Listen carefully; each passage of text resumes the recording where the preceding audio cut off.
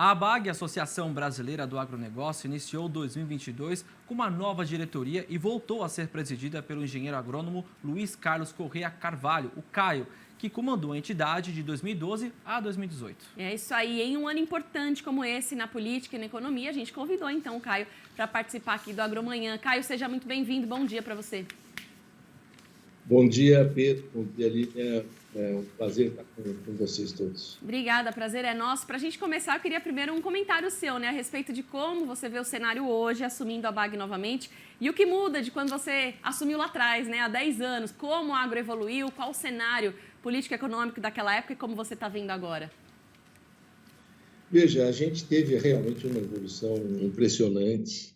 A verdade é que a evolução, digamos, ou a velocidade das mudanças, o processo de mudanças com a pandemia, com a questão toda do processo digital, a evolução é extraordinária.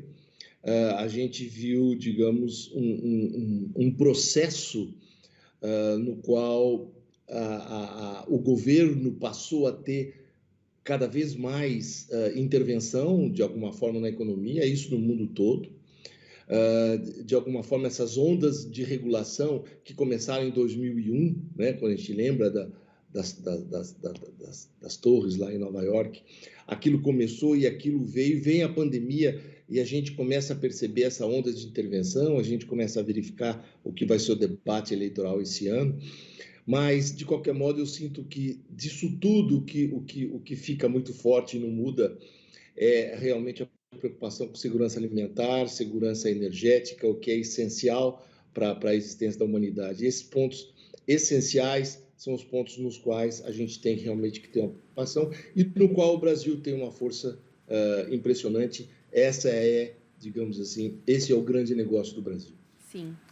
Presidente, seja bem-vindo novamente. Aqui quem fala é o Pedro, né? Bom dia para o senhor, agradeço pela sua participação aqui já no Agromanhã.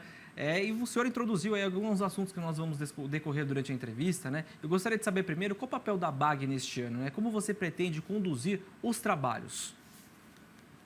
Olha, a ABAG segue o seu trabalho junto com outras entidades, digamos assim, a ABAG sempre teve um papel, digamos, procurando olhar as questões transversais, ou seja, as questões que dizem respeito a todos os outros, as cadeias produtivas, os temas essenciais para que a gente siga andando de forma competitiva.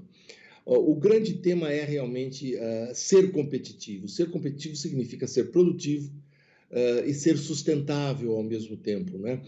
O tema da sustentabilidade, que está muito bem colocado, muito bem, digamos, trabalhado, e que o Brasil, digamos assim, se saiu extremamente bem na reunião da COP26 recente. Isso, obviamente, trouxe e traz para o Brasil profundas reflexões com respeito ao seu agronegócio, porque ele é muito bem caracterizado como extremamente competitivo. E esse é o ponto, os países vieram nessa linha toda de intervenção nas suas economias, de precaução, de protecionismo, e o Brasil não faz isso. A gente vive a nossa capacidade competitiva e dela tiramos os frutos do nosso trabalho. E para a gente conseguir ser cada vez mais competitivo, você tem defendido bastante as reformas tributária e administrativa, né? Para que a gente, inclusive, consiga um desenvolvimento maior também para o Brasil. Mas em um ano aí de eleições, como você acha que os trabalhos serão continuados em Brasília, né? Como que deve ser a atuação do Congresso Nacional esse ano? Essa é o ponto que a gente sofre muito. Na verdade, se eu voltar 10 anos atrás, nós falávamos a mesma coisa. Essas reformas não vieram, são reformas fundamentais, a administrativa e a tributária, para um país que quer realmente se desenvolver. Se você examinar os últimos 40 anos, o Brasil cresceu, cresceu no máximo 0,5% do seu PIB ao ano. 0,5% não é nada, é quase que um fracasso do ponto de vista de crescimento, quando comparado com outros países concorrentes. Então, isso significa que o custo do Brasil é realmente medonho, que nós temos que fazer reformas além da previdenciária, nós temos que fazer outras reformas essenciais que viabilizem um crescimento muito maior. O Brasil precisa crescer para gerar mais empregos, o Brasil precisa crescer para se posicionar, para ter condições de orçamento, para poder realmente entrar mais forte na área de educação e saúde, fundamentalmente. Esse, digamos assim, é um tema que obviamente será muito relevante esse ano, e a ABAG o abraça como tema fundamental, digamos assim, no que julgamos essencial. Quer dizer, o que a gente julga essencial de fato, que o Brasil seja entendido como o país do agro. A geopolítica de vários países tem vários componentes. No Brasil é o agro é o nosso grande negócio, e é através do agro que o Brasil se coloca na geopolítica global. Agora, a CAI e o ABAG tem comitês temáticos, né, em áreas importantes do agro. Quais outros pontos você considera hoje prioridades no nosso setor? Veja, o primeiro lugar se eu considerasse como se fosse uma árvore, a copa dessa árvore, de fato, a discussão é a questão do comportamento, de como o Brasil se posiciona nessa geopolítica global. Como é que é nosso posicionamento? Como é que a gente faz? O Brasil é hoje, vamos dizer assim, um dos 3 principais grandes exportadores. Portanto, é fundamental a questão da política global, é fundamental a questão dos mercados, a abertura dos mercados, acordos comerciais. O Brasil ainda continua muito fechado, nós temos que quebrar isso, e esse é o grande tema, e abaixo dele vem uma porção de outros temas. O Brasil é muito rico em recursos naturais, mas não em capital. Então, nós temos que olhar como é que a gente, digamos assim, cria condições de confiança ao capital internacional para estar presente aqui. Então, como é que se faz isso? Vejam, nós temos exemplos extraordinários.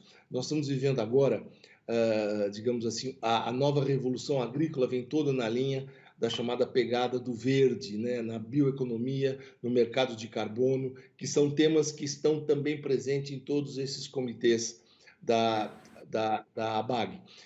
A nossa grande preocupação é caracterizar o Brasil pela sua qualidade do que faz no agronegócio.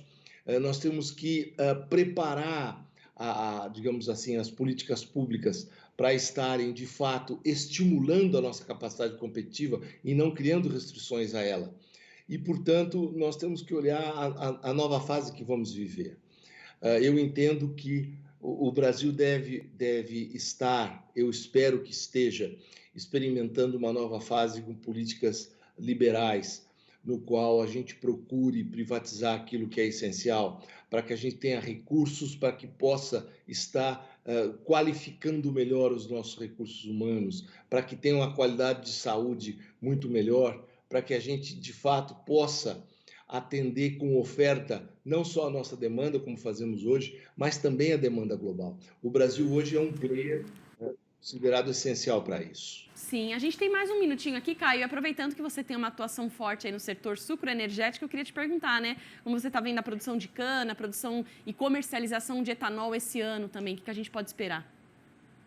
Olha, esse ano nós tivemos, como todo o resto, né, dos produtos, de uma forma geral, não só no agro, nós tivemos a demanda andando a jato e a oferta vindo a cavalo.